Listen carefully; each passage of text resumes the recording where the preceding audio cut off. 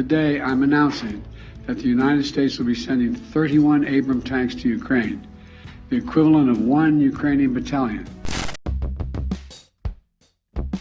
The U.S.-made Abrams tank, widely considered to be the gold standard of main battle tanks, will roll towards the Ukrainian front lines, President Joe Biden announced last week. However, the Russian T-14 Armata, dubbed a super tank, could also be heading for battle, according to recent defense assessments. Biden said last Wednesday as he committed 31 Abrams to Kyiv that the Abrams tanks are the most capable tanks in the world. The tank sends a message to those who would oppose the United States. Meanwhile, Kremlin spokesperson Dmitry Peskov responded to the announcement, which came just after Germany promised Leopard 2 tanks to Ukraine, by commenting that the Abrams would burn up just like all the others on the front lines. Pentagon spokesperson Sabrina Singh said the reaction from Moscow was not new, and Washington, D.C. had heard that line before.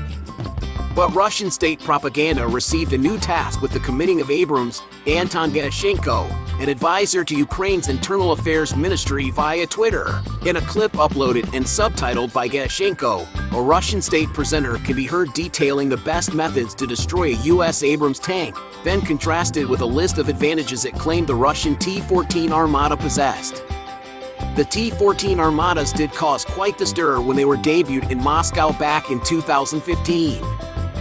One British Army intelligence official said the following year that the T-14 was deserving of its billing as the most revolutionary tank in a generation.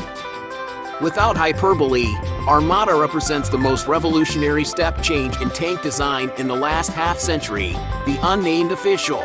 The T-14 Armata is truly set apart from other main battle tanks by its unmanned turret, able to support a 125mm cannon, the assessment said. The crew, rather than being located within the turret, are placed in an armored capsule within the tank's hull. For the first time, a fully automated, digitized, unmanned turret has been incorporated into a main battle tank.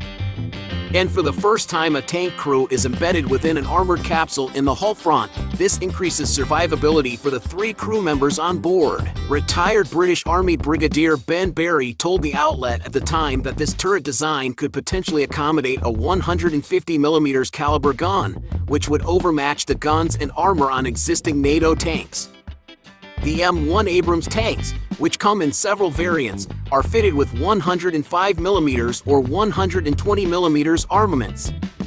The M1, depending on the model, weighs in at between 67.6 and 73.6 tons, with a maximum speed of 42 miles per hour and 30 miles per hour cross-country.